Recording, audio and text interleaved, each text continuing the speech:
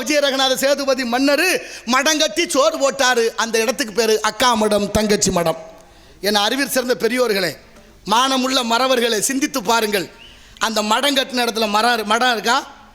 மடத்தையும் இடிச்சிட்டாங்க, மரத்தையும் வெட்டிட்டாங்க. மடப்பயிலுங்க சாலை விரிவாக்கத்துக்காக சரி தேவைப்படுது, செஞ்சிய சரி. அந்த 2 பேருக்கு உள்ள மடத்தை தள்ளியாவது கட்டி வச்சு பேர் வச்சிருக்கணுமா, வச்சிருக்கிறது இல்லையா? அப்போ ஏன் நீங்கள் எல்லாம் கேட்கல? அப்போ எதை பற்றியும் கவலை இல்லை. அவன் கொடுக்குற 500க்கும் 1000க்கும் அடமானமாக போகிறதா நியாயம்? அதுவா பண்பாடு?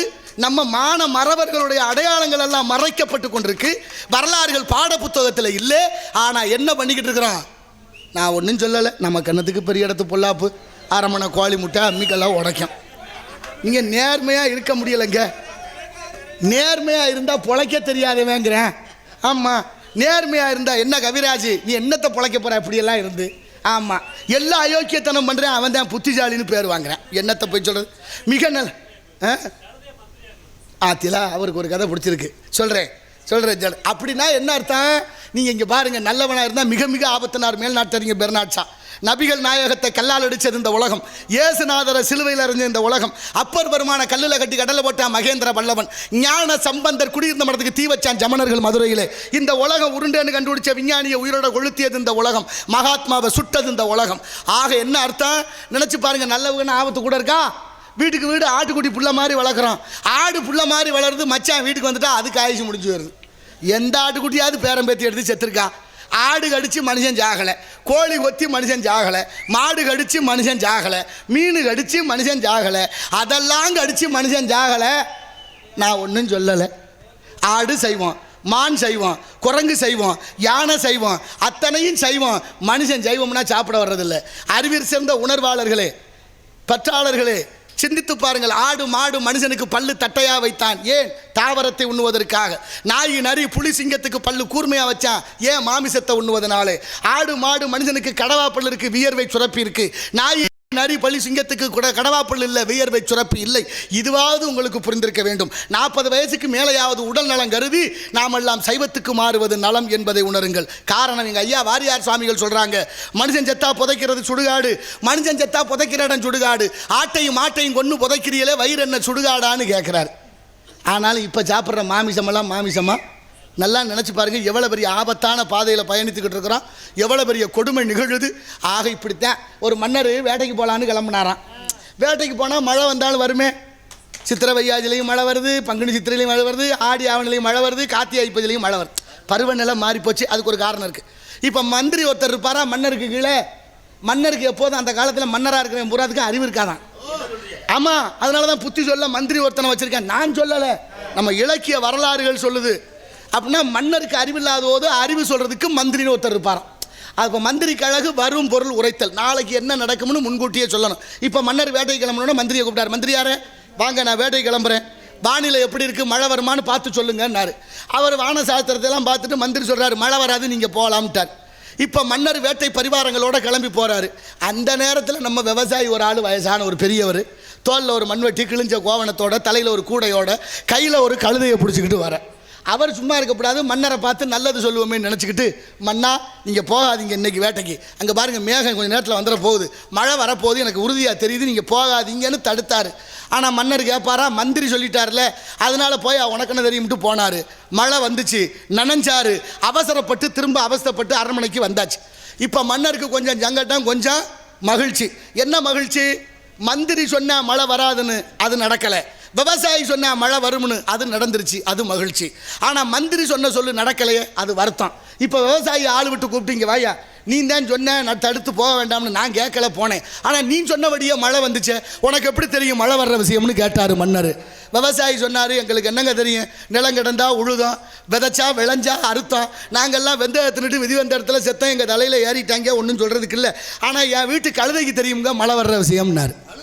ஆமாம், கழுதைக்கு மழை வர்ற விஷயம் தெரியுமா? எப்படியா தெரியும்? அதுக்கு அஞ்சறிவு தானே. ஆமாங்க, நீங்கள் வரும்போது ஒரு கழுதையை கையில் பிடிச்சிக்கிட்டு வந்தனா? ஆமாம், அந்த கழுதை காது 2 இப்படி நீட்டி இருந்துச்சு. சரி, கழுதை காது இப்படி நீட்டி இருந்தால் மழை வரும், அதை வச்சு தான் நானும் சொன்னேன்னு சொல்ல. மன்னருக்கு மகிழ்ச்சி தாங்க முடியலை. மழை வர்ற விஷயம் கழுதைக்கு தெரிஞ்சு வச்ச, ஏற்கனவே மந்திரி ஒருத்தர் இருந்தானா, அவனை தூக்கிடான்னு தூக்கிட்டு கழுதையை மந்திரி ஆக்கிட்டார். ஆமாம், மழை வர்ற விஷயம் கழுதைக்கு தெரிஞ்சு வச்சு, அப்புறம் என்னத்துக்கு மந்திரி? கழுதையை மந்திரியாக்குனதும் போதும், நாட்டில் கண்ட கண்ட கழுதையெல்லாம் மந்திரி பதவி கேட்குது. நம்ம கிண்ணத்துக்கு பெரிய இடத்து பொல்லாப்பு, அரமணை கோழி முட்டை அம்மிக்கெல்லாம் உடைக்க. அதனால நாளைய தலைமுறையை பண்பட்டவர்களாக ஆக்க வேண்டும். அரமணை கோழி முட்டை என்னன்னு கேட்குறீங்களா? நான் எப்படி சொல்கிறது, மேடைக்கு மேடை அதே தான் எப்படி ஒரு முடிவோடு நீங்கள் எல்லாம் இருக்கேன்னு நினைக்கிறேன். இந்த நம்ம மதுரைக்கு பக்கத்தில் திருமங்கலம்னு ஒரு ஊர் இருக்கா, பக்கம் தானே.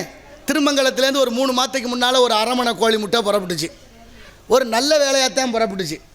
அது சிவகங்கை மாவட்டம், திருப்புவனம் வட்டம், மடப்புறம் பத்திராளிகளுக்கு போச்சு. அங்கே அம்மிக்கல்லாக இருந்த நம்ம தம்பி அஜித்குமார் மேலே மோதி அம்மிக்கல்லாக இருந்த அஜித்குமார் தூள் தூளாக போயிட்டார். அரமணை கோழி முட்டை இப்போ எந்த அரமணைக்கில் இருக்குன்னு கண்டுபிடிக்க முடியல. இது வரைக்கும் நீதி இல்லை. எங்கே போய் சொல்கிறேன்? இதை விட என்ன உங்களுக்கு நான் விளக்கம் சொல்லணும்? அநீதியால் கட்டமைக்கப்பட்ட இந்த நாடு, அதுக்கு துணை போகும் ஒரு கூட்டம். நியாயமா? மது நாட்டுக்கு வீட்டுக்கு உயிருக்கு கேடுன்னு எழுதி வச்சு விற்கிது அரசாங்கம். அதே அரசாங்கம் இன்னொரு விளம்பரம் பண்ணுது, போதை இல்லாத தமிழகத்தை உருவாக்குவோம், இளைஞர்களே போதையின் பாதையில் போகாதீர்கள், நாங்கள் தான் உங்களை எல்லாரையும் நல்வழி. என்கிட்ட கேனக்கு இருக்கீங்களா நாங்களெல்லாம் பார்க்க? இல்லை, நான் கேட்குறேன், பிள்ளையும் கிள்ளி விட்டு தொட்டிலையும் ஆட்டி விட்டு என்ன கொடுமை நடக்குது? நான் உங்களை பணிவாக கேட்டுக்கிறேன், இளைஞர்களே, மது போதைக்கு ஆளாகாதீர்கள். குழந்தையின்மை ஏற்படுது, மலட்டுத்தன்மை ஏற்படுது, அதனால் பல சிக்கல்கள் உருவாகுது. நாளைய தலைமுறையை வளர்க்க வேண்டிய நீங்கள் ரொம்ப பண்பட்டவர்களாக இருங்கள். இந்த உலகமே நம்மளை கண்டு பயந்துச்சு, இன்னைக்கு உலகமே நம்மளை கண்டு சிரிக்குது. அந்த அளவுக்கு மாறி இருக்கிறோம். கீழடி ஆய்வு சொன்னது போல இன்னொரு 100 வருஷம் கழிச்சு இந்த பூமியை தோண்டினா என்ன கிடைக்கும் நமக்கு? சாராய போத்தலை தவிர வேற எதுவும் கிடைக்காது. அப்படி வரலாறு மாறிக்கொண்டே இருக்கே. அப்படி எடுக்கிற எல்லா தொல்லியல் துறையும் ஒரே மாதிரி இருக்காது. ஒருத்தர் எழுதிடுவார், தமிழ்நாட்டில் எல்லா பேரும் மொத்த குடிகாரனாக இருந்திருக்காங்க, எழுதி விட்டா என்ன ஆகுறது? வரலாறு மாறுமே. என்ன சொல்லும் என்பதை சிந்திப்போம். நாளைய தலைமுறையை பண்பட்டவர்களாக ஆக்குவதற்கு நான் எதுக்கு சொன்னேன்? அப்படிப்பட்ட மகத்துவம் வாய்ந்த விஜய ரகுநாத சேதுபதி மன்னர், அவளன் தீர்ப்பு வழங்கின நீதிமன்ற மன்னர்களுக்கு ஒரு பெரிய சாபம் இருக்குது. என்ன சாபம் தெரியுமா?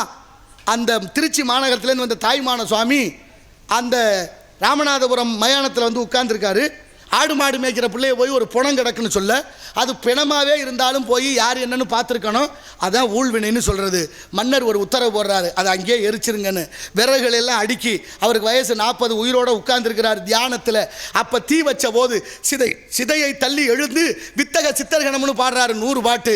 அதன் சாபமாக இன்னைக்கு வரைக்கும் ராமநாதபுரம் சேதுபதி மன்னர் வாரிசு ஆம்பளை பிள்ளைய 40 வயசை தாண்டலை என்பது வரலாறு உங்கள் எல்லாருக்கும் தெரிஞ்சிருக்கும். அப்படின்னா தவறு செய்யும் முன்னே மன்னர்கள் நினைச்சு பாருங்க, நம்ம செய்யலாமா என்று.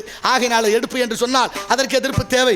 ஏற்ற பாவை செய்கிறார்களா கலா சேவை என்று பற்றற்று கவனிப்போம். அந்த வகையில் இங்கே வள்ளி காவல் காத்துக் கொண்டிருக்கின்றார். அந்த காவலுக்குரிய வள்ளி எதற்காக இருக்கிறாள் என்பதை பார்த்தால், அஞ்சரை வைங்க,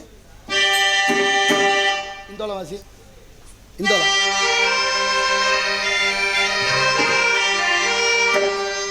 ஆனந்த தேங்காற்று தாளாட்டுதே, அலைவாயுதே,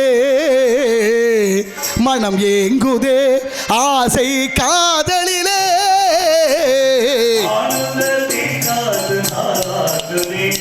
அலைவாயுதே, மனம் ஏங்குதே, ஆசை காதலிலே,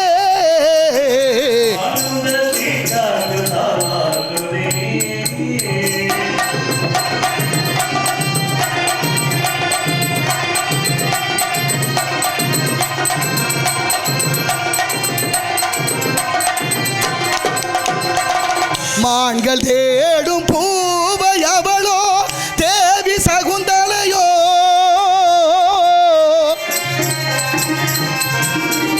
மோக வீணை தன்னை மீட்டி பாடும் பாவலனோ,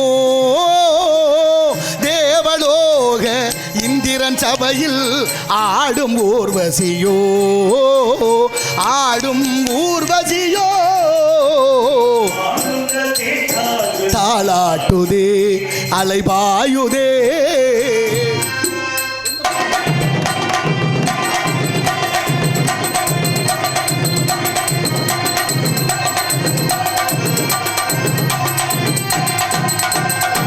மார்பில் சூடும் சந்தன மலர் போல் மங்கை அவள் வரவோ,